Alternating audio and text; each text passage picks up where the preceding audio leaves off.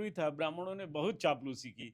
मोदी है तो मुमकिन है, योगी हैं तो नहीं, घर घर अब हैं, तो नारा पर यही चल भारतीय जनता पार्टी यूपी में चुनाव लड़ जाएगी, बुरी तरह परास्त हो जाएगी किसी के नाम पर। कमल नहीं खिलेगा। अरे कमल पटकों की चुटिया खींची गई, आप हमको गंगा जी में नहाने नहीं देंगे, हमारे जगत गुरु का अपमान करेंगे, आप शंकराचार्यों को गाली देंगे, आप दलितों को वोट से जीत जाएंगे, पिछड़ों को वोट से जीत जाएंगे, जीतिए फिर। तो कहते हैं 85 बनाम 15, 15 वाले क्या कर अच्छा लेंगे? हम ठीक 15 है, वाले थोड़ी जीतते हैं, चलिए चलिए ठीक 85 है। वाले जीतते हैं। 27 में चुनाव जनता आ को रहा है कैसे ना, देखें? अरे वो मोदी जी का ट्रम्प कार्ड है वो, मोदी जी का तुर्क का इक्का है वो।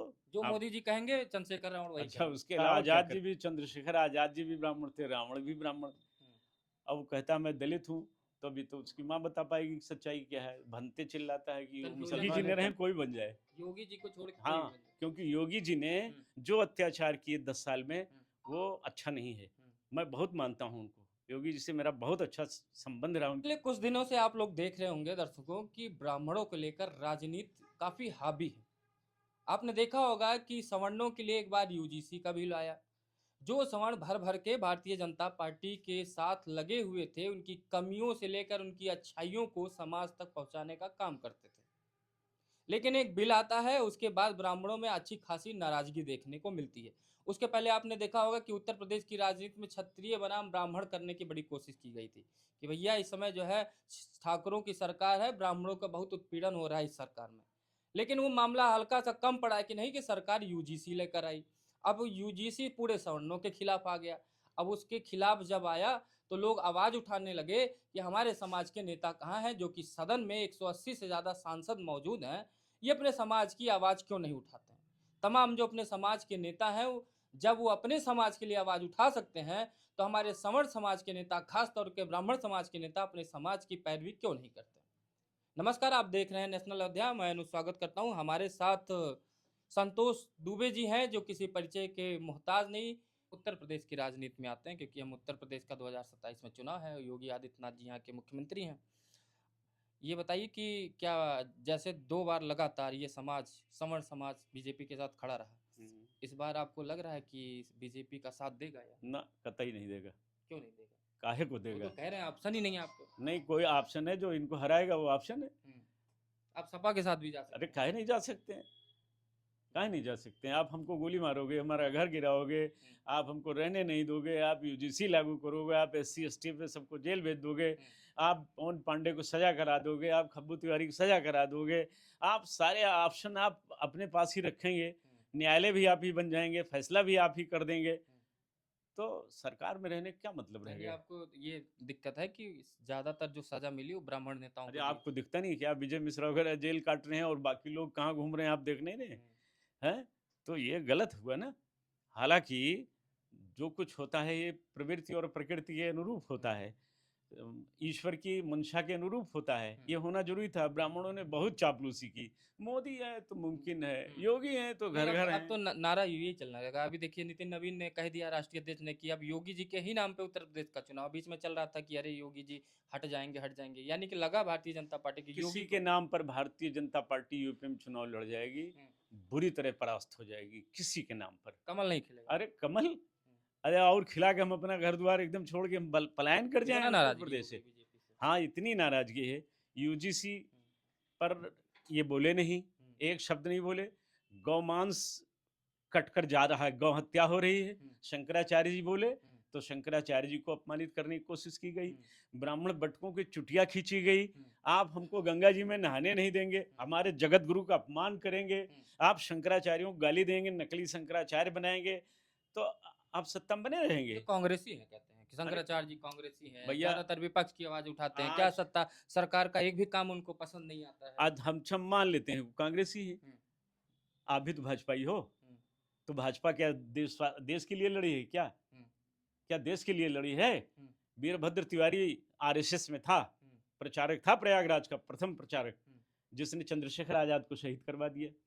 आप कहाँ दूध के धुले हो? काहे नहीं अयोध्या में कार सेवकों पर गोली चलाई गई, काहे नहीं कोई भाजपा ही मरा? एक नाम याद हो बता दीजिए। कोई नहीं, भाजपा वाले क्यों नहीं मरे? RSS का कोई क्यों नहीं मरा? खाली हम ही लोग मरने के लिए गए थे, और ये क्यों नहीं मरे हैं? और वो इकबाल अंसारी जो पंचर जोड़ने वाला, उसको सुरक्षा देते हैं आप, वायु श्रेणी की सुरक्षा देते हैं, मुख्य है गवाह ना? था। बाबरी रखो गाँव पक्ष का। तो सब खत्म हो गया। हम्म, अभी भी गाँव है बनाए रखोगे जीवन की आखिरी सांस तक, वही मुख्य अतिथि बनता है। राम मंदिर निर्माण के बाद उसको बुलाया जाता है, कारसेवकों को पूछा नहीं जाता है। तो जहाँ कारसेवकों का फिर अपमान है, जान का खतरा जो बताते हैं क्रा उनको। अरे जान खतरा सबसे ज़्यादा तो हमको, हम तो कभी नहीं माँगे। हमने कभी सुरक्षा माँगी नहीं, हमें ज़रूरत ही नहीं है। हम्म, दूसरी ये है कि अयोध्या को आप रोज़ तोड़ते हैं, रोज़ खोदते हैं, रोज़ बनाते हैं, कमीशन का अड्डा बन गया है।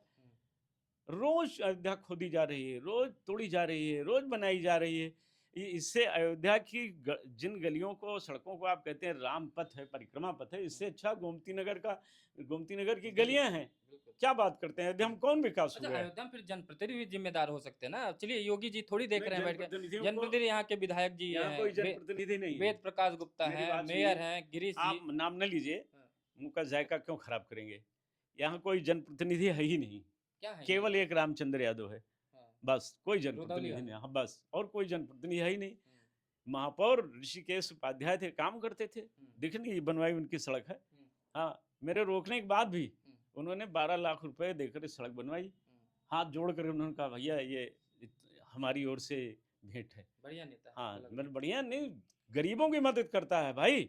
आप जाइए ना, देखिए उसके यहाँ गरीबों की भीड़ लगी रहती है।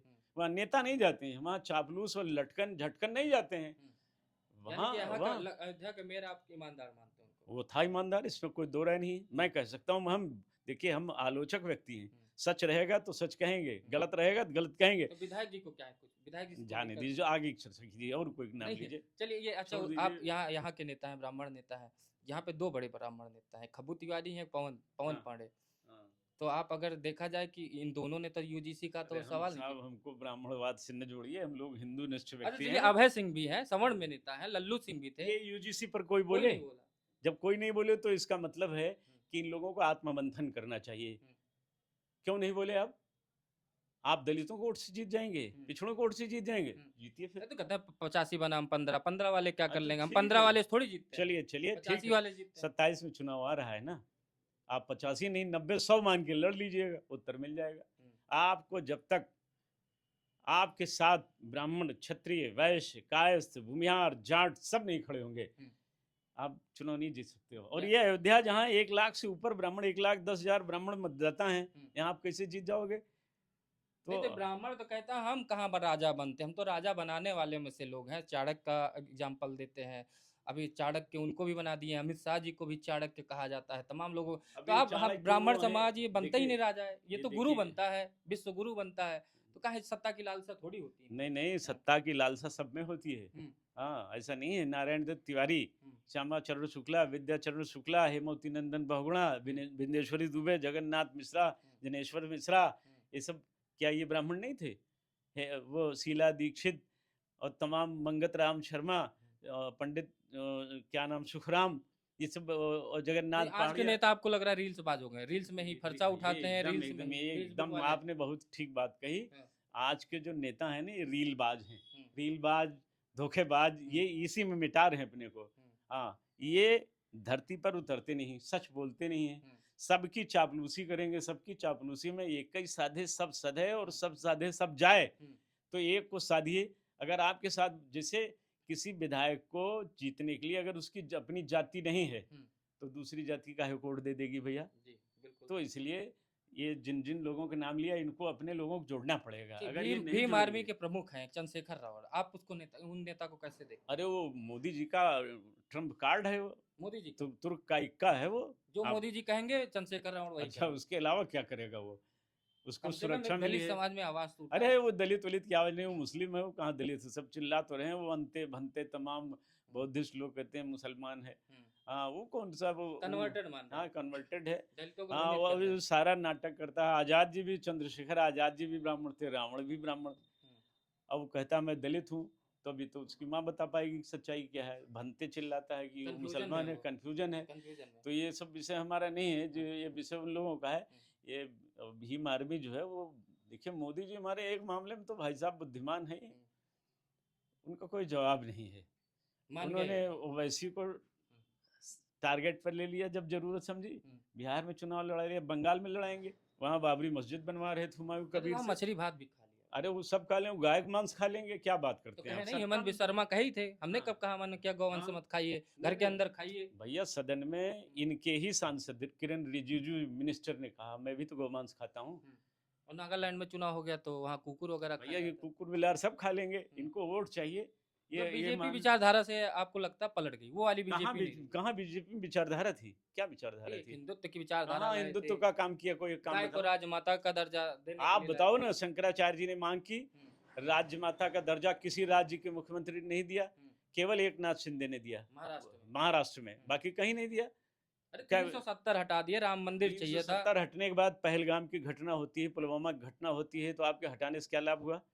वहां धर्म पूछ पूछ कर गोलियां दागी गई, लिंग देख कर मारा गया, आप कुछ नहीं कर पाए, आतंकवादी नहीं ढूंढ पाए, क्या बात करते अरे हैं? आप लोग पहलगाम जिस में जिस आप मेरी बात सुनिए, पहलगाम में 42 भारतीय सैनिकों की हत्या हुई, बिल्कुल। और सतपाल मलिक जी राज्यपाल थे, वो चिल्लाते रह गए कि भैया अगर आप राष्ट्रवादी हैं तो इन 42 लोगों के विधवाओं को आप लोकसभा पहुंचा दीजिए, विधानसभा पहुंचा दीजिए। किसी को पहुंचाया? कंगना रनौत से तो अच्छी होती है ना, स्मृति ईरानी से तो अच्छी होती है उनकी विधवाएं। राष्ट्रवादी पति की, शहीद पति की पत्नियां लोकसभा में पहुंचती तो देश की छाती गर्व से चौड़ी हो जाती, तब तो 56 इंच नहीं माना तो जाता। सत्यपाल मलिक जी की बात कर रहे हैं, वो आज तो बहरहाल हमारे बीच तो नहीं है, जी लेकिन जो है वो जरूर बिस्तर पे चले गए। लेकिन उनका उनको नमन है, वीर पुरुष को। ये तो मृत्युलोक है, जो आया हो जाएगा, सबको जाना है एक दिन।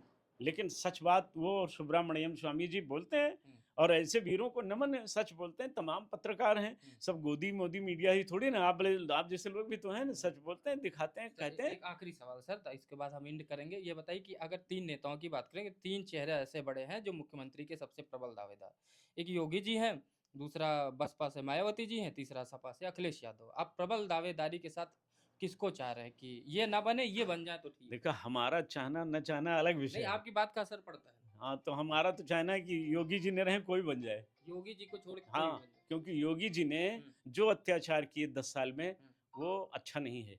मैं बहुत मानता हूँ उनको, योगी जी से मेरा बहुत अच्छा संबंध रहा, उनके गुरु जी हमारे साथ आरोपी थे।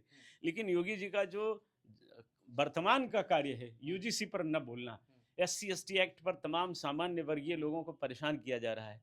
आप इस कानून के विरोध में खड़े नहीं हुए, आप गौहत्या पर कुछ बोले नहीं, आप ब्राह्मणों की चुटिया उखाड़ी गई, आप उन अधिकारियों को, वो सपा में थे, उन तब भी उनको सम्मान था, भाजपा की सरकार में भी सम्मानित हो रहे हैं।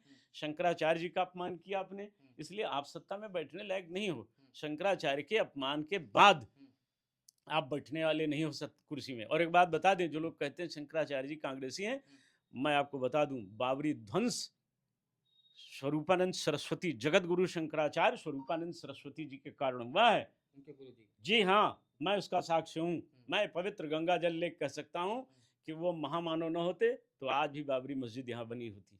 ये शंकराचार्य स्वरूपानंद सरस्वती जी थे। कभी इत्मीनान से बैठिएगा, मैं आपको पूरी कहानी बताऊंगा। जिस दिन सच दिखाएंगे ना देश के सामने ना, पोल खुल जाएगी नकली लोगों की, और असली लोगों का वास्तविक चेहरा सामने आएगा। जगत गुरु शंकराचार्य स्वामी स्वरूपानंद न होते तो बाबरी मस्जिद आज भी वहाँ खड़ी होती। ये मैं आपको वो सच बता रहा हूँ जो कड़वा सच है। किसी को कानो कान खबर नहीं थी। ब्रह्मदत्त द्विवेदी, पीवी नरसिम्हा राव, जगत गुरु शंकराचार्य, ब्रह्मचारी जी, ये लोग न होते तो ढांचा आज भी वहाँ खड़ा होता। हम लोगों को जो हम लोगों बीजेपी कोई श्रेय नहीं मिलना होता। प्रधानमंत्री 3 बार आ चुके। हाँ, प्रधानमंत्री रोज आवे, क्या फर्क पड़ता है, उनको आना ही चाहिए। कितनी बार आ चुके। अब तो रोज आते हैं। अयोध्या को पंचकोसी कारागार बना दिया, तब न मिथिलेश नंदिनी शरण को बोलना पड़ा।